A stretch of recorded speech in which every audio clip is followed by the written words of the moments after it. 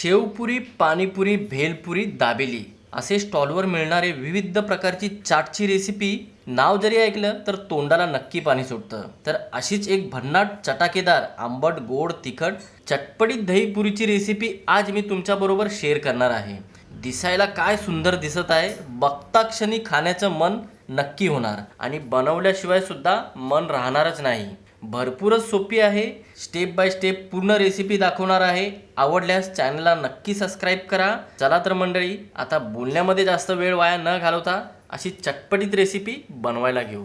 तर मंडळी, शेवपुरी, पाणीपुरी, भेलपुरी आणि आज मी तुम्हाला बनवून दाखवत आहे दहीपुरी. या सर्वांना एकच कॉमन गोष्ट लागते, ती म्हणजे आहे आंबट गोड चटपटीत चिंचची चटणी आणि हिरवी झणझणीत चटणी. या दोन चटणीच्या रेसिपी तुम्ही घरामध्ये बनवून ठेवला तर कधीही मन झालं तेव्हा तुम्ही कोणतीही चाटची रेसिपी सहज बनवू शकता. चला तर सर्वात अगोदर मी तुम्हाला आंबट तिखट चटपटीत चिंचची चटणी बनवून दाखवणार आहे. त्यासाठी मी इथे एका मोठ्याशा भांड्यामध्ये अगोदरच 50 ग्राम चिंच भिजत ठेवलेली आहे. तुमच्याकडे वेळ नसेल तर तुम्ही गरम पाण्यामध्ये अर्धा ते 1 तास या चिंचाला भिजत ठेवलं तरी चालेल. ह्याच्यामधले आपल्याला चिंचोक्या काढून टाकायच्या आहेत, म्हणजेच की बिया असतात ना, त्या बिया काढून टाकायच्या आहेत. स्वच्छ धुवून घ्यायचं आहे, मग तुम्हाला ह्याला भिजत ठेवायचं आहे. तुम्ही ह्याला रात्रभर भिजत ठेवलं तरी काही हरकत नाही. आता काय करायचं, मिक्सरचं मोठंसं भांडं घ्यायचं आहे आणि ह्या भांड्यामध्ये पाण्यासोबतच संपूर्ण चिंच काढून घ्यायचं आहे.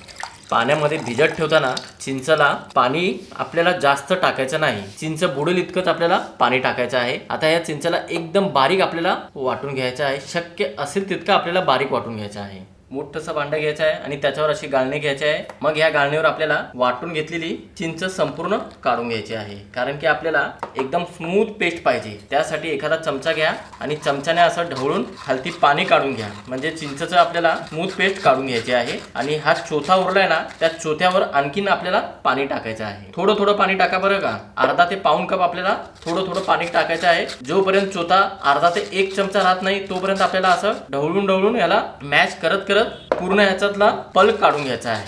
एकदम सोपी रेसिपी आहे, काहीच अवघड नाही मंडळी. आणि व्हिडिओवर तुम्ही पहिल्यांदा आला असाल तर प्लीज चॅनलला प्रतिक्रिया नक्की द्या. तुम्ही कशा प्रकारे दहीपुरी, पाणीपुरी किंवा शेवपुरी बनवता, ज्याच्यामध्ये ह्या चटण्या लागतात, त्या चटण्याची रेसिपी बनवताना कोणती पद्धत वापरतात, कोणते मसाले वापरतात, तुमची प्रतिक्रिया मला कमेंट बॉक्समध्ये नक्की कळवा.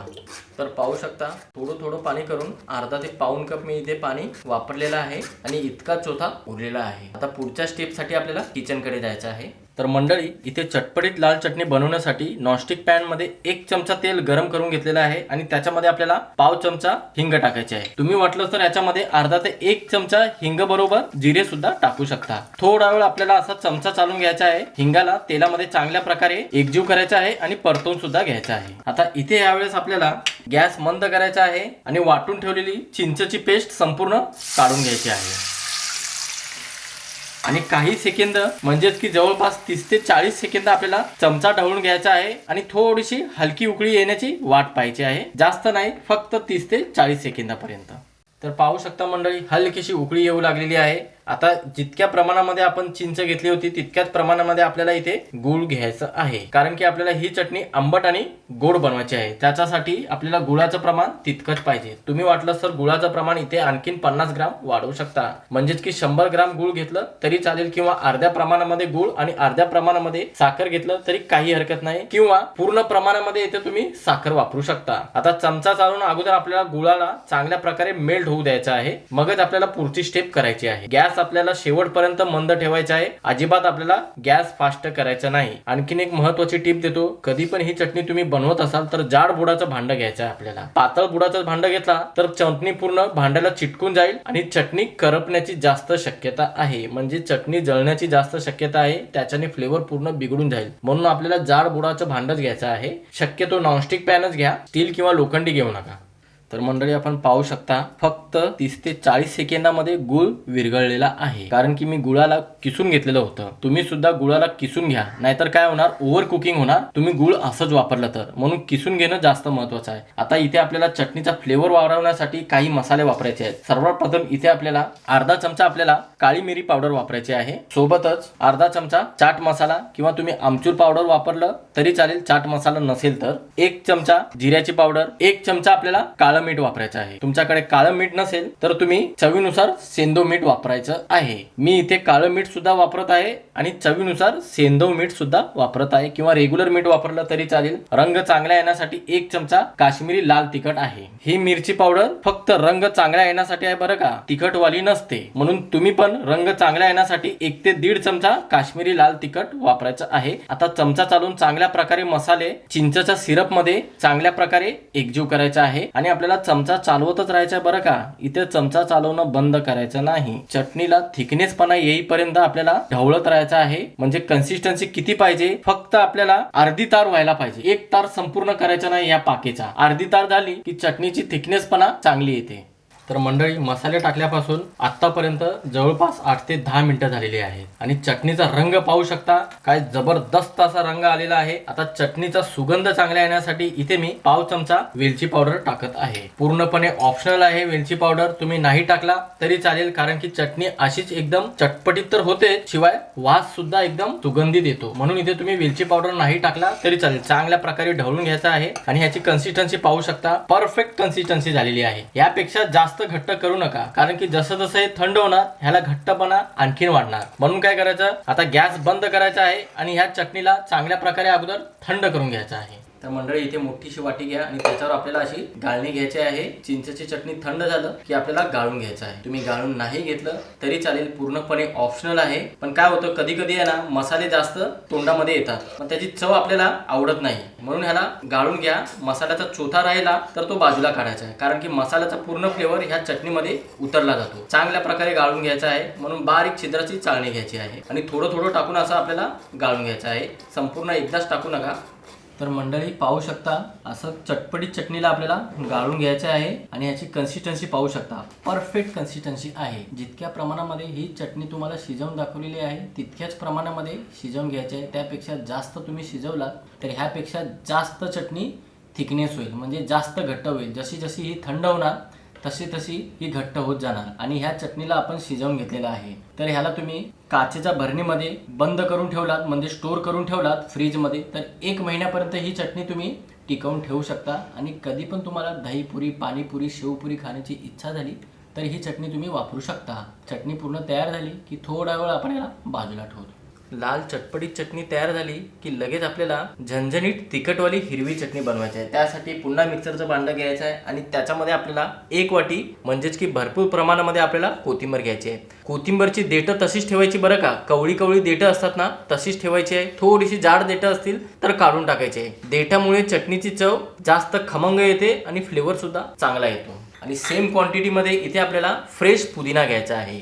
तिखटपणासाठी 3 ते 4 हिरव्या मिरच्या वापरायच्या आहेत. तिखट परफेक्ट प्रमाण आहे. तुम्हाला प्रमाण कळत नसेल तर एकदा डिस्क्रिप्शन बॉक्स चेक करा, त्याच्यामध्ये मी सविस्तर प्रमाण लिहिलेलं आहे. चटणीची चव चांगली येण्यासाठी 1 इंच आलं असं लहान तुकडे करून घ्यायचं आहे. लसूण वापरायचं नाही, आलं वापरायचं फक्त. 1 चमचा जिरे वापरायचे आहेत. चटणीच्या बाइंडिंगसाठी 2 चमचे डाळवं म्हणजेच की फुटाणे वापरायचे आहेत. तुमच्याकडे फुटाणे नसतील म्हणजेच की डाळवं नसेल तर तुम्ही भाजलेल्या शेंगदाण्याची पावडर किंवा 2 ते 3 चमचे भाजलेले शेंगदाणे वापरू शकता.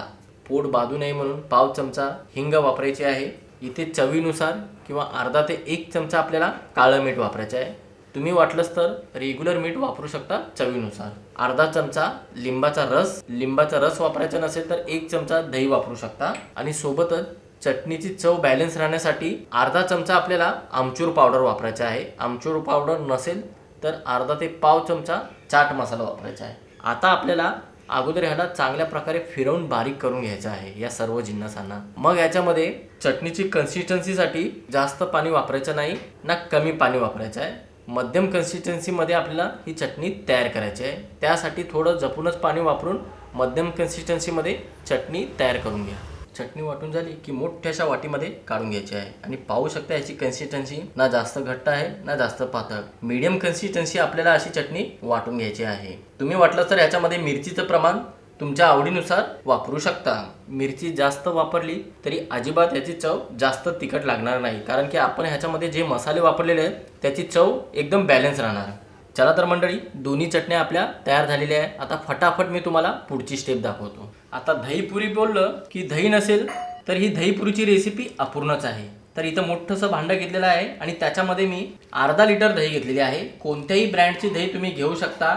आणि इथे मी जास्त आंबट दही घेतलेली आहे. तुम्ही वाटलंच तर कमी आंबट दही घेऊ शकता किंवा घरीच लावलेली दही वापरलं तर अतिउत्तम. असं दही काढून घेतलं की ह्याच्यामध्ये आपल्याला चवीनुसार मीठ टाकायचं आहे. आता दही जास्त आंबट आहे तर ह्याला बॅलन्स करण्यासाठी इथे मी 2 ते 3 चमचे पिठी साखर वापरत आहे. तुम्ही साखर वापरलं तरी चालेल, पण दह्यामध्ये साखर लवकरात लवकर मेल्ट होण्यासाठी इथे मी पिठी करून घेतलेली आहे. आता एक फेटणी घ्यायची आहे. चांगल्या प्रकारे ह्या साखरेला या दह्यामध्ये एकजीव सुद्धा करायचा आहे आणि दही एकदम गुळगुळीत करून घ्यायचं आहे. 1 मिनिटं किंवा 2 मिनिटं एका डायरेक्शनमध्ये फेटून घ्यायचे आहे.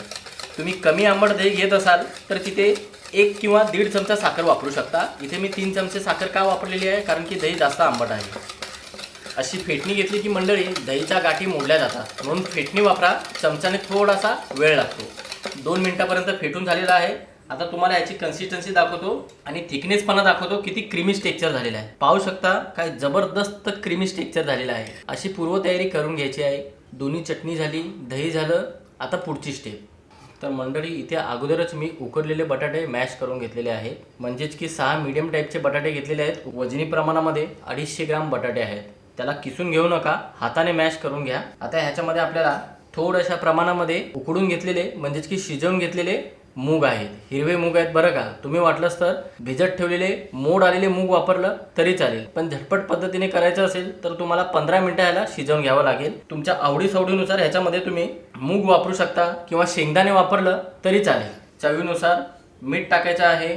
तिखटपणासाठी 1 चमचा लाल तिखट किंवा अर्धा चमचा लाल तिखट वापरू शकता किंवा तिखट तुम्ही तुमच्या आवडीनुसार कमी जास्त करू शकता. बारीक कापलेली हिरवी कोथिंबीर टाकल्यावर या सर्व जिन्नसांना चांगल्या प्रकारे एकजीव करून घ्यायचा आहे. अशा पद्धतीने मी तुम्हाला स्टेप बाय स्टेप संपूर्ण पूर्वतयारी करून दाखवलेली आहे. आता हे बटाट्याचं मिश्रण सुद्धा एकजीव झाल्यावर पूर्णपणे तयार झालेलं आहे. फटाफट मी तुम्हाला आता दहीपुरी सर्विंग कशी करायचं ते सुद्धा दाखवतो. अगोदर प्लेटमध्ये आपल्याला अशा पुऱ्या ठेवायच्या आहेत. जितकं प्लेटमध्ये मापतील तितक्या पुऱ्या ठेवायच्या आहेत आणि असं बोटाने आपल्याला मध्ये खड्डा करून घ्यायचा आहे, म्हणजे होल करून घ्यायचा आहे. ह्या पुऱ्या तुम्हाला कोणत्याही किराणा स्टोअरमध्ये किंवा कोणत्याही सुपर मार्केटमध्ये सहज भेटतील. आपण बटाट्याचं स्टफिंग बनवून ठेवलं होतं ना, त्या पुऱ्यामध्ये आपल्याला थोडं थोडं टाकायचं आहे, म्हणजे अर्धा चमचा बटाट्याचं स्टफिंग टाकायचं आहे. ह्यासोबत तुम्ही कांदा खात असाल एकदम बारीक चिरून कांदा घेतला तरी चालेल. असं पुऱ्यामध्ये मसालावाला बटाटा टाकला की आता आपल्याला ह्याच्यामध्ये दही टाकायचे आहे. अर्धा 1 चमचा आपल्याला दही टाकायची आहे. जास्त भरून पण दही टाकायची नाही. आणि बनवल्या लगेच खाल्ला तरच चव चांगली आहे, नाहीतर काय होणार, पुऱ्या एकदम नरम पडतात. चटपटीत चिंचची चटणी जसं तुम्हाला खायला आवडतं तसं तुम्ही टाकू शकता, कमी किंवा जास्त प्रमाण.